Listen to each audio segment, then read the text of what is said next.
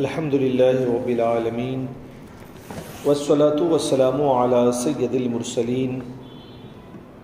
وعلی آلہ واصحابہ اجمعین اما بعد قال النبی صلی اللہ تعالی علیہ وسلم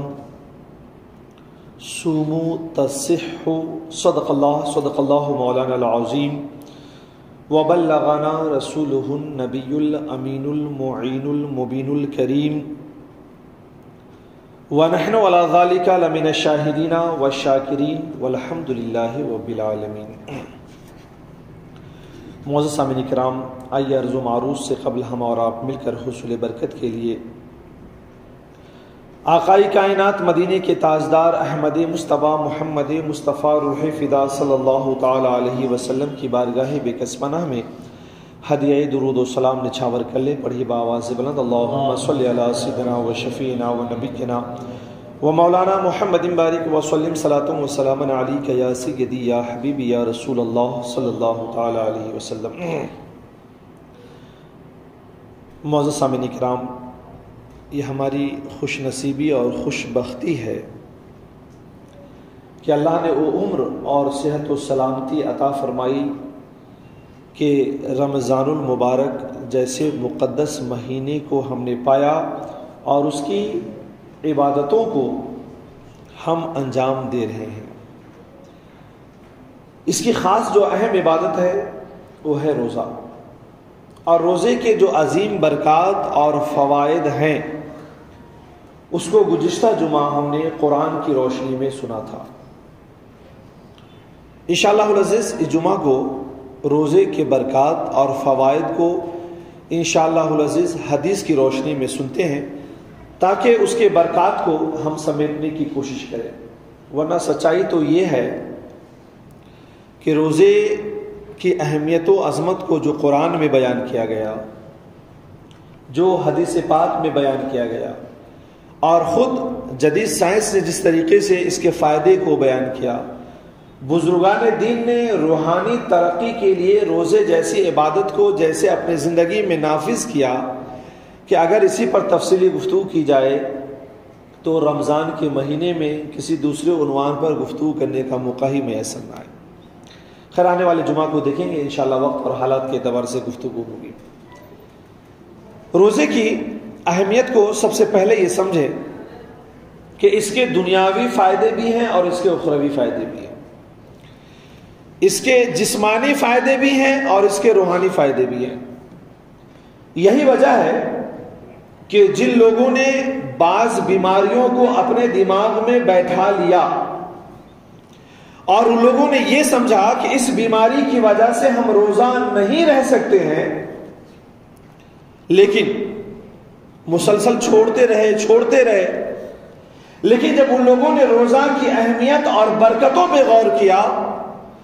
تو ڈاکٹروں سے مشورہ لے کر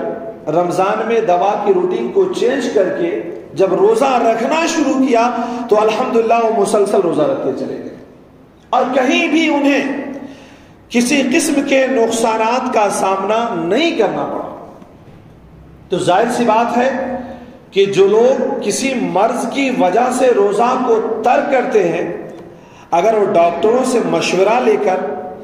دوا کا ٹائم ٹیبل چینج کر کے اگر وہ روزہ رکھیں تو نہ صرف روزہ رکھ سکتے ہیں بلکہ انشاءاللہ اللہ نے چاہا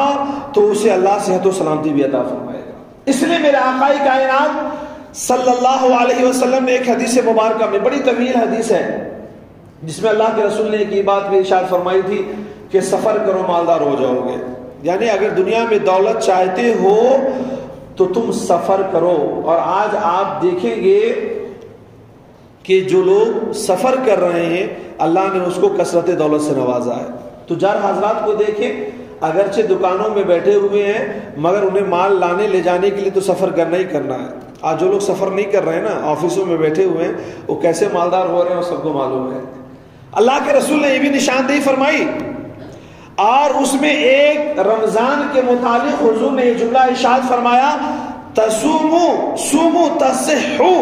اے لوگوں روزہ رکھو صحت پا جاؤ گے۔ ظاہر سی بات ہے جب میرے نبی نے یہ فرما دیا کہ روزہ رکھو صحت پا جاؤ گے، تو ہمارا ایمان و یقین ہے کہ اللہ کے رسول کا فرمان کبھی غلط ہو ہی نہیں سکتا۔ بندہ روزہ رکھے گا تو اس میں کمزوری لاحق نہیں ہوگی، بلکہ روزہ رکھے گا تو اللہ بیماریوں سے بھی نجات عطا فرما دے گا۔ اور یہی وجہ ہے کہ جو لوگ جدید سائنس سے تعلق رکھتے ہیں، ہمارے نہیں، غیروں نے اس پہ ریسرچ کیا، غیروں نے اس پر تحقیق کی اور کوشش کیا کہ حضور نے جو فرمایا ہے اس کو زندگی میں لا کر دیکھا جائے کہ واقعی روزے میں کیسے اللہ صحت عطا فرماتا ہے۔ سچائی یہ ہے کہ قرآن اور حدیث اپنی سچائی اور صداقت کے لیے سائنس کا محتاج ہے ہی نہیں، لیکن ہاں چونکہ لوگ سائنس پر زیادہ یقین رکھتے ہیں، تو اب اس حضور کا جو فرمان ہے کہ سومو تصحو، روزہ رکھو صحت پا جاؤ گے۔ حضرت حکیم طارق محمود چغتائی نے اپنی کتاب سنت نبوی اور جدید سائنس میں آکسفورڈ یونیورسٹی کے ایک پروفیسر مور پالڈ کا واقعہ لکھا ہے۔ وہ کہتے ہیں کہ مور پالڈ کہتا ہے کہ اسلام نے اپنے ماننے والوں کو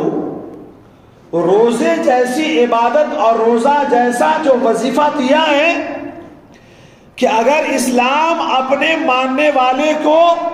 اس کے علاوہ کچھ اور نہ بھی دیتا تو ان کے ماننے والوں کے لیے اس سے بڑی نعمت کچھ اور چیز ہو ہی نہیں سکتی تھی۔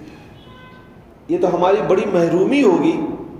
کہ اگر ہمارا کوئی بندہ روزہ چھوڑے، ہماری خواتین روزہ چھوڑیں یا ہمارا بچہ روزہ چھوڑے۔ یہ کیسے ہو سکتا ہے کہ میرے نبی فرمائے تم صحت پا جاؤ گے اور ہم یہ سوچیں کہ روزہ رکھ کر کمزور ہو جائیں گے؟ یہ ہو ہی نہیں سکتا۔ پروفیسر کہتا ہے کہ اس سے بڑی کوئی نعمت ہو ہی نہیں سکتی ہے، اور پھر فرمایا کہ جب حضور نے یہ فرمایا ہے تو میں نے اپنی زندگی میں اسے نافذ کرنے کی کوشش کی۔ اور پروفیسر لکھتا ہے کہ میں اپنے معدے کے ورم میں، یعنی اپنے معدے میں ایک سوجن کا میں شکار تھا، اور میں مسلسل اس کے لیے دوائیاں کھاتا رہا، لیکن مجھے افاقہ نہیں ہوا۔ پھر میں نے روزہ رکھنا شروع کیا۔ وہ کہتا ہے کہ 15 دن یا 1 مہینے بڑی مشکل سے گزرے ہوں گے اور میں نے اپنے آپ کو صحت یابی کی طرف بڑھتا ہوا پایا۔ میں نے اپنی صحت میں اور اپنی زندگی میں نمایاں اور بڑی تبدیلی محسوس کی۔ آپ اندازہ لگائیں کہ حضور نبی کریم علیہ الصلوۃ والسلام کے اس فرمان کو پڑھ کر کے آج کا کوئی سائنسداں اور پروفیسر جب ریسرچ کرتا ہے تو اس نتیجے پہ پہنچتا ہے کہ نبی کریم علیہ الصلوۃ والسلام نے جو فرمایا ہے وہ برحق ہے اور درست ہے کہ جو انسان مختلف دوائیوں کا استعمال کر کے صحت یاب نہ ہو سکا، میرے حضور کے اس فرمان کو سن کر کے سومو تصحو، روزہ رکھو صحت یاب ہو جاؤ گے، جب اس نے روزہ رکھنا شروع کیا تو اس نے اپنی زندگی میں بڑی تبدیلی محسوس کی۔ تو ظاہر سی بات ہے کہ روزہ کا یہ جسمانی فائدہ ہے کہ بندہ اگر بیمار ہو اور کامل اعتقاد و یقین کے ساتھ جب اس عبادت کو انجام دیتا ہے تو اللہ اس ایمان اور یقین اور اس عبادت کے برکت سے اللہ اسے صحت یابی عطا فرما دیتا ہے۔ بلکہ عیسائیوں کا ایک بڑا پادری گزرا ہے، پوپ ایلف گال بول کر کے، اس نے لکھا ہے کہ میرے جو پیروکار ہیں، روحانی اعتبار سے جو میرے ماننے والے ہیں، میں نے لازم کر دیا ہے کہ مہینے میں کم از کم 3 روزہ ضرور رہو۔ اور وہ کہتا ہے کہ میرے پاس مریض بھی آتے ہیں، اور جب کوئی ایسا مریض ہوتا ہے جو لادوا ہوتا ہے، جس کا کوئی علاج ہی سمجھ میں نہیں آتا ہے، حالانکہ میرے پیروکار اور ماننے والے نے، یہ پوپ کہتا ہے کہ بارہا کہا کہ روزے کے علاوہ کوئی اور نسخہ ہمیں دیجیے۔ ظاہر سی بات ہے یہ روزہ ہے نا، جب ایمان کی دولت ہو تو یہ بڑا آسان ہو جاتا ہے، لیکن جب ایمان کی دولت نہ ہو تو یہ رکھنا بڑا مشکل ہوتا ہے۔ تو ظاہر سی بات ہے لوگ جو مشکلات کا سامنا کر رہے تھے، کہا کہ اس کے علاوہ کوئی اور نسخہ تجویز کریں۔ تو پادری کہتا ہے کہ جب میں نے دیکھا کہ کوئی ایسا مریض ہے جو لا علاج ہے، تو میں نے کہا تم 15 دن سے 1 مہینہ کم از کم روزہ رہا کرو۔ آپ اندازہ لگائیں کہ حضور کا یہ فرمان کہ سومو تصحو، ہم نہیں مخالفین نے بھی دیکھا کہ کوئی لا علاج اگر مریض ہے تو اس کے لیے علاج اگر کوئی چیز ہے تو فقط نبی آخر الزمان علیہ الصلوۃ والسلام کا فرمان ہے کہ سومو تصحو، روزہ رکھو تم صحت یاب ہو جاؤ گے۔ ظاہر سی بات ہے کہ روزے کی یہ جسمانی فائدے ہیں، اس لحاظ سے کسی بھی قسم کے مرض کو بہانہ بنا کر کے ہمیں روزہ کو ترک نہیں کرنا چاہیے، بلکہ مرض ہیں تو پورے یقین اور ایمان کامل کے ساتھ روزہ رکھیں، انشاءاللہ العزیز اللہ تعالیٰ اس کے صدقے میں صحت یابی عطا فرما دے گا۔ تو یہ روزے کے جسمانی فائدے ہیں،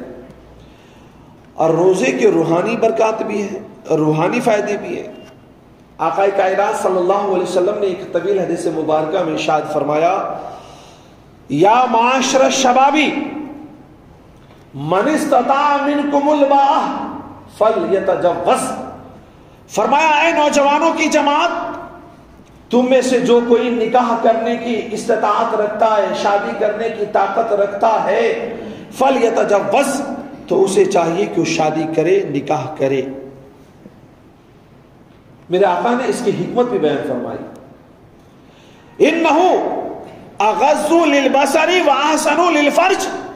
کہ تمہارا نکاح کرنا یہ نگاہوں کو جھکا دیتا ہے اور شرمگاہ کی حفاظت کرتا ہے۔ ظاہر سی بات ہے انسان کی اگر فطرت درست ہو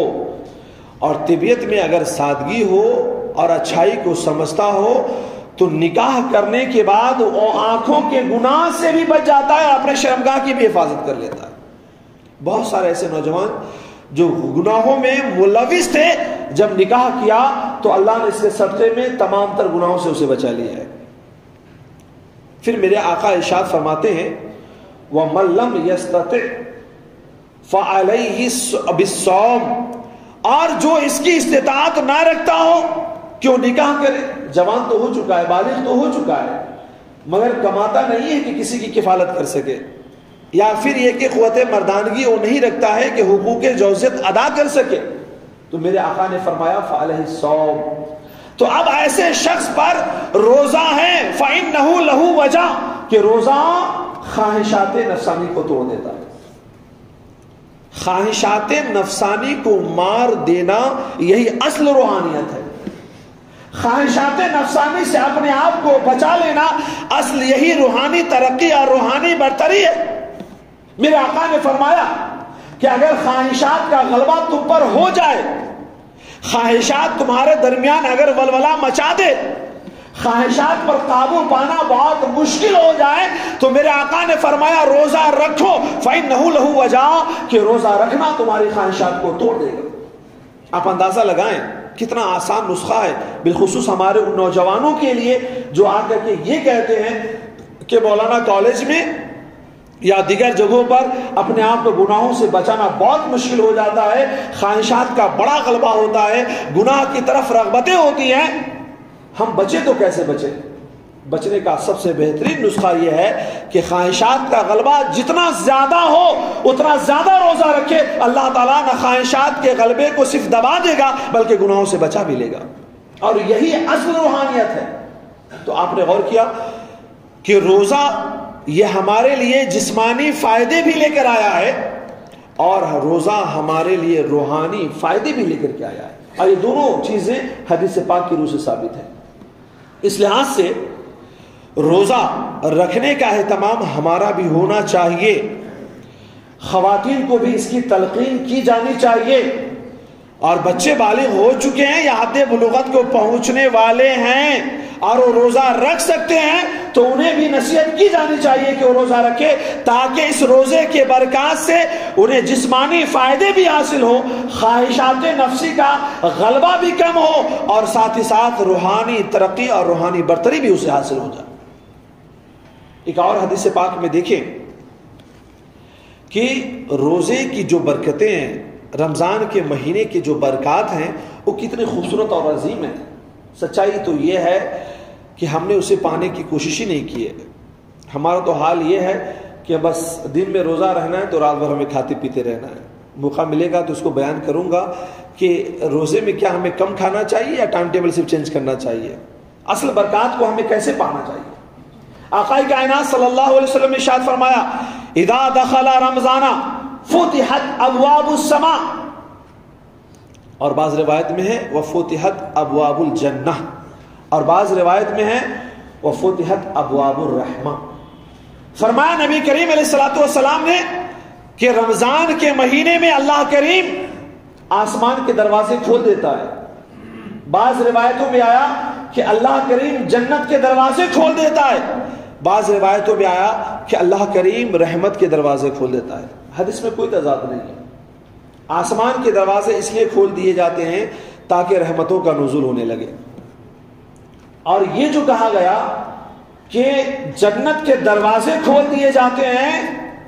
تو فرمایا اس لیے کہ جنت کے حور و غلمان روزہ داروں کو دیکھتے ہیں کہ یہ کتنے مطیع و فرما بردار بندے ہیں کہ اللہ کے کہنے کی وجہ سے فقط اس بندوں نے حلال چیزوں کو بھی چھوڑ دیا ہے. تو روزہ داروں کی قسمت پر فخر کرنے اور اس کو ناز و ادا سے دیکھنے کے لیے حور و غلما کے جنت کے دروازے کھول دیے جاتے ہیں کہ کتنے مطیع اور فرما بردار بندے ہیں.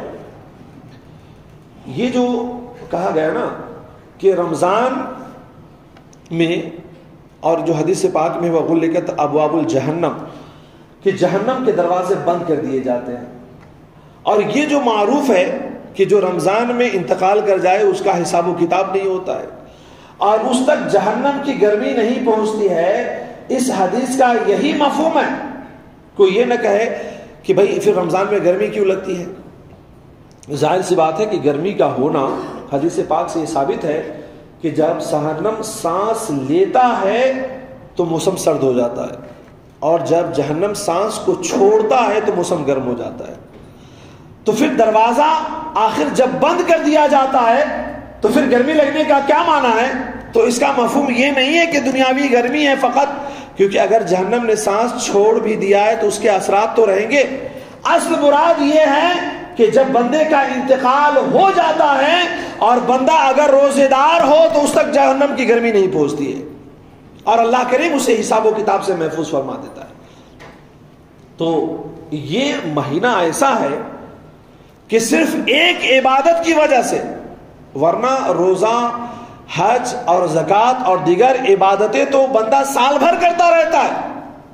مگر رمضان میں خاص کر کے جنت کے دروازوں کو کھولا جانا, جہنم کے دروازوں کو بند کیا جانا, آسمان کے دروازوں کو کھولا جانا, رحمت کی برساتیں ہونا, اگر یہ فقط ہے تو نماز کی وجہ سے نہیں, حج کی وجہ سے نہیں, زکوٰۃ و صدقات کی وجہ سے نہیں, بلکہ اگر ہے تو روزے تراویح کی وجہ سے. اس عظمت یہ فقط اللہ تعالیٰ نے اس عبادت میں رکھا گیا ہے, ورنہ دیگر عبادتیں تو بعد میں بھی کی جاتی ہیں. اور یہ عظمت اگر ہے رمضان میں حاصل تو فقط اس لیے اس عبادت کے لیے ہے جو عبادت خاص طور سے رمضان میں کی جاتی ہے. اگر پھر بھی ہم روزہ نہ رکھیں, تراویح سے خود کو محروم کر دیں, اور اس کی دیگر عبادتیں ہیں سے اعتکاف وغیرہ ہے, اس سے اگر اپنے آپ کو ترک کر دے تو یاد رکھ لیجئے کہ کتنی بڑی محرومی ہماری ہے کہ سال بھر میں جو خاص نعمت ایک مہینے کے لیے آئی ہے ہمارے درمیان, ہم نے خود کو اس سے محروم کر دیا ہے. اس لحاظ سے اس پر ہمیں توجہ دینی چاہیے. ایک حدیث پاک میں اور کہ روزہ دار کی عظمت کو اللہ کے رسول نے ارشاد فرمایا, نبی کریم علیہ الصلوۃ والسلام نے ارشاد فرمایا کہ فی الجنۃ ثمانیۃ ابواب, کہ جنت کے 8 دروازے ہیں. یا تو 8 دروازے کا مطلب یہ ہے کہ اللہ کریم دنیا کے تمام تر نیکوکاروں کو 8 حصوں میں بانٹ دے گا, اور سب کے سب اپنے اپنے دروازے سے داخل ہو جائیں گے. یا 8 دروازے کا مطلب یہ ہے کہ اللہ کریم نے جنت میں 8 درجے بنائے ہیں, لوگوں کے اعمال کے اعتبار سے وہ درجہ اسے عطا فرمائے گا. پھر ارشاد فرمایا نبی کریم علیہ الصلوۃ والسلام نے منہا بابٌ یسمى الریان, اور اس جنت کے دروازوں میں ایک دروازہ ایسا ہے کہ جس کا نام اللہ نے ریان رکھا ہے. پھر آگے ارشاد فرماتے ہیں نبی کریم علیہ الصلوۃ والسلام کہ لا يدخلہ الا الصائمون، اور اس دروازے سے روزہ دار کے سوا کوئی داخل نہیں ہوگا۔ مطلب یہ ہے کہ تمام تر جو دروازے ہیں اس سے نیکوکار داخل ہوں گے، مگر روزہ ایک ایسی عبادت ہے کہ اس کو ادا کرنے والوں کے لیے اللہ کریم نے ایک جنت کا دروازہ الگ سے بنایا ہے، تاکہ ہر نیکوکار کو یہ معلوم ہو جائے کہ روزہ دار کے اللہ نے ایک الگ سے دروازہ بنایا۔ یا پھر مراد یہ ہے کہ جنت میں ایک ایسا درجہ ہے جس درجے کو ریان کہا جاتا ہے، جو درجہ صرف اللہ کریم روزہ دار کو عطا فرمائے گا، یہ مقام صرف روزہ دار کو عطا فرمائے گا۔ اور ہوتا بھی یہی ہے کہ یہ الگ اس لیے ہے کہ تمام تر عبادتوں میں کہیں نہ کہیں دکھاوا ہو سکتا ہے، مگر روزے میں کوئی دکھاوا نہیں ہے۔ کیوں؟ کیونکہ تمام عبادتوں کا ایک ڈھانچہ ہے، ایک جسم ہے، ایک شکل ہے۔ بندہ نماز پڑھتا ہے تو اس کا ایک ڈھانچہ ہے، وہ قیام کرتا ہے، رکوع کرتا ہے، سجدہ کرتا ہے، حج کرتا ہے، مال بھی خرچ کرتا ہے، جسمانی قوتیں بھی لگاتا ہے، ارکان کو ادا بھی کرتا ہے، زکوٰۃ دے تو بندہ مال کو دیتا ہے۔ ہر عبادت میں کہیں نہ کہیں دکھاوا شامل ہے، مگر روزہ ایک ایسی عبادت ہے جس کو دکھایا نہیں جا سکتا، بندہ فقط اللہ کے لیے کر سکتا ہے۔ ورنہ ہم اگر ٹھہر جائیں تو ہم نہیں نکال سکتے کہ اپنی مسجد میں کون روزہ دار ہے اور کون روزہ دار نہیں ہے، پتہ ہی نہیں ہے، کوئی شکل نہیں ہے، کوئی جسم نہیں ہے، کوئی ڈھانچہ ہی نہیں ہے۔ اب اگر بندہ روزہ دار بھی رہے گا تو صرف اس لیے کہ دنیاوی معاملہ نہیں، اللہ کے لیے رہنا ہے۔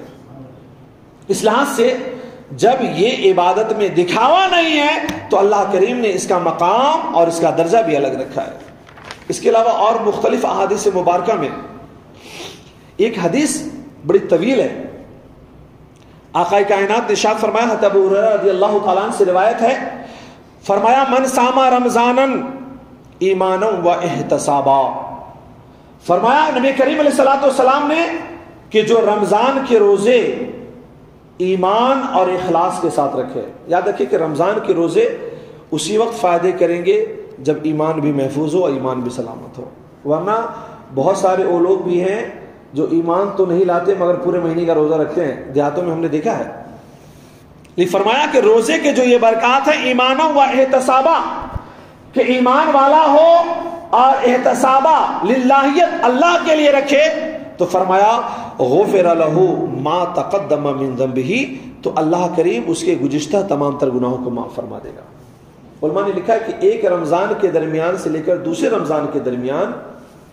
جو گناہ ہوتے ہیں اللہ کریم اسے معاف فرما دیتا ہے۔ بعض علماء نے لکھا ہے کہ اس کے پچھلے جتنے بھی گناہ ہیں اللہ اسے معاف فرما دیتا ہے۔ اور بڑی خوبصورت بات یہ ہے کہ بندہ کتنا خوش نصیب ہے، ایک تو رمضان میں اجر و ثواب بھی بڑھا دیا جاتا ہے، اور پھر فرمایا گیا کہ رمضان کی برکتوں سے اللہ کریم گناہ صغیرہ کو معاف فرما دیتا ہے۔ اور آپ اندازہ لگائیں کہ بعض علماء نے لکھا ہے کہ گناہ کبیرہ کو بھی اللہ کریم رمضان کی برکت سے گھٹا کر گناہ صغیرہ کے درجے میں کر دیتا ہے۔ وہ گناہ کبیرہ جس کے معافی کی کوئی صورت نہیں ہے، عام دنوں میں رمضان کی یہ فضیلت و خصوصیت ہے کہ اللہ کریم اس گناہ کو گناہ صغیرہ کے درجے میں کر دیتا ہے، اور یہ گناہ صغیرہ کے درجے میں جب آ جاتا ہے تو اللہ کریم روزے کی برکت سے اسے معاف فرما دیتا ہے۔ اور پھر فرمایا ومن قام رمضان ایمانا و احتسابا، اور جو رمضان میں قیام کرے ایمان اور اخلاص کے ساتھ، قیام کا مطلب یہ ہے نماز تراویح، علماء نے لکھا ہے خاص رمضان تراویح مراد ہے۔ فرمایا کہ ما غفر لہ ما تقدم من ذنبہ، کہ اللہ اس قیام کی وجہ سے اس کے گزشتہ تمام گناہوں کو معاف فرما دیتا ہے۔ ایک چیز ہے، اور پھر لیلۃ القدر کی تلاش کے لیے جو کھڑا ہوتا ہے اس کے گناہوں کو معاف فرما دیتا ہے۔ ایک یہاں پہ اہم سوال پیدا ہوتا ہے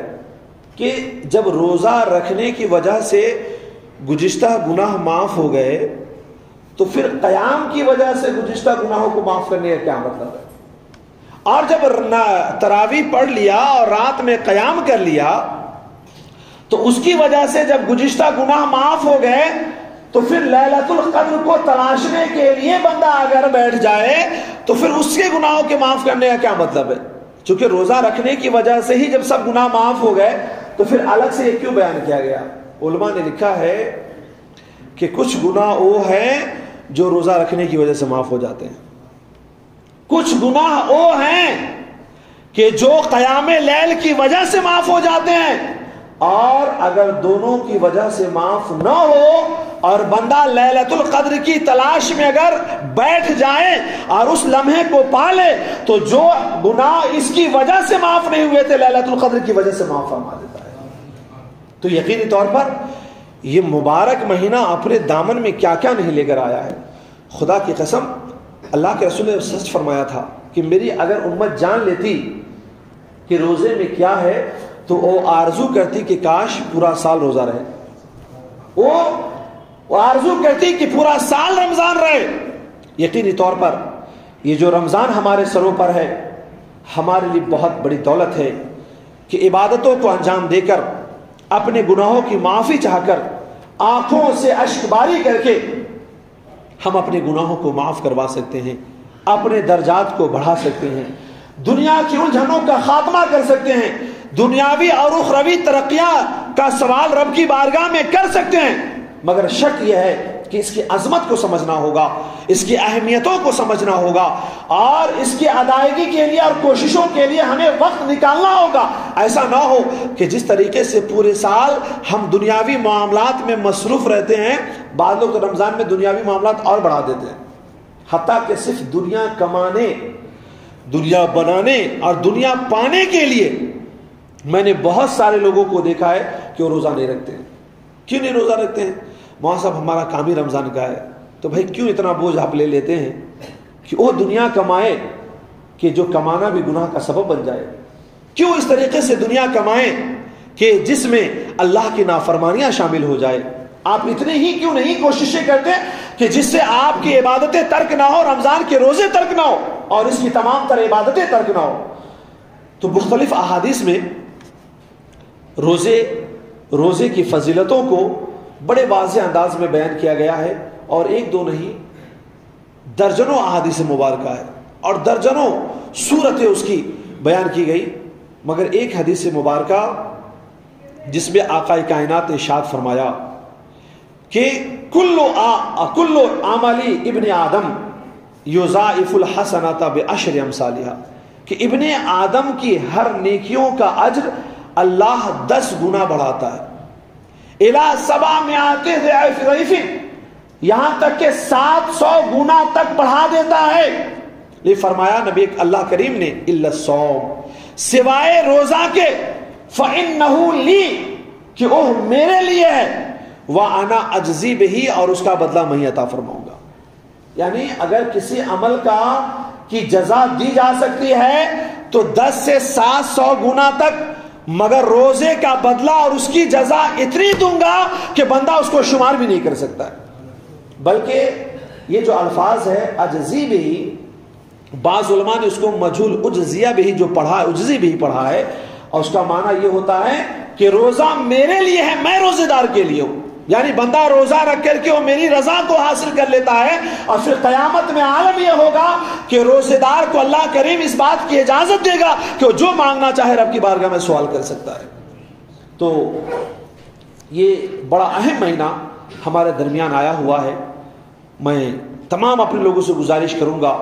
کہ زندگی کیا ہے، یہ نہ جانے کب سانسیں رک جائے، کس کو معلوم ہے۔ یقین جانیے کہ دنیا کی رنگینیوں پر کتنا بھی غور کر لیجئے،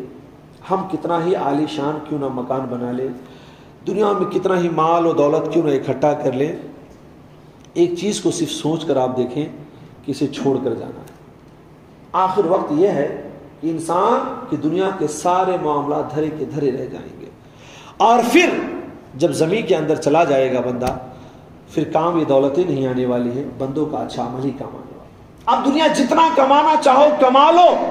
مگر نظر آپ کی ہمیشہ موت پر ہونی چاہیے کہ موت کی تیاری۔ ابھی اتنا عظیم مہینہ آیا ہے، ہمیں کتنا تیار ہونا چاہیے، کس طریقے سے تیاری کرنا چاہیے، یہ ہمیں سوچنے کی ضرورت ہے، ورنہ ہمارا حال یہ ہے کہ جوش و جذبات کے ساتھ رمضان کا استقبال کرتے ہیں اور 5-10 رمضان تک ہم بالکل تھک جاتے ہیں. نہیں, ہمیں یہ کوشش کرنا ہے کہ پورے مہینے انشاءاللہ العزیز ہمت و حوصلے کے ساتھ اس مہینے کا استقبال کرنا. اس مہینے کی عبادت, اب دنیاوی معاملات میں دیکھیں نا, سانسیں اکھڑ جاتی ہے پھر بھی بندہ کوشش کرتا رہتا ہے, بڑھاپا آ جاتا ہے پھر بھی کوشش کرتا رہتا ہے, جسم کی طاقت و توانائی ختم ہو جاتی ہے پھر بھی کوشش کرتا رہتا ہے. جب پوری زندگی دنیا کے لیے کوشش کرتے ہیں تو اللہ اور اس کے رسول کے فرمان پر عمل کرنے کے لیے ایک مہینے میں ہم 10 روز میں ہمت ہار جائیں, یہ ہمارے ایمان کی قوت نہیں ہونی چاہیے. ہمارے ایمان کی قوت یہ ہونی چاہیے کہ پورے مہینے کی عبادتوں کو ہمیں ایسے ہی انجام دینا ہے جیسے رمضان آیا تھا اور پہلی تاریخ کو ہم نے انجام دیا ہے. پوری یہ للہیت, یہ قوت اور اس طاقت کے ساتھ اور اس خوش دلی کے ساتھ انجام دیں. تو یقینی طور پر دیکھ رہا ہوں کہ مسجدیں اب تراویح میں کم ہونے لگی ہے, بڑھنے لگی ہے. روزہ داروں کا حال بھی, جمعہ میں دیگر نمازوں میں بھی جس طرح پہلے دوسرے رمضان کو لوگ آزان سے پہلے ہی بھر دے رہے تھے, ہم تاخیر کرنے لگے. نہیں, ہماری ایمانی قوت کمزور ہو رہی ہے, اس کو جگائیے, اسے بیدار کیجئے. یہ مہینہ بڑی عظمتیں لے کر آیا ہے. پورے مہینے اللہ کی خوشی کے لیے, اللہ کی رضا کے لیے عبادتوں میں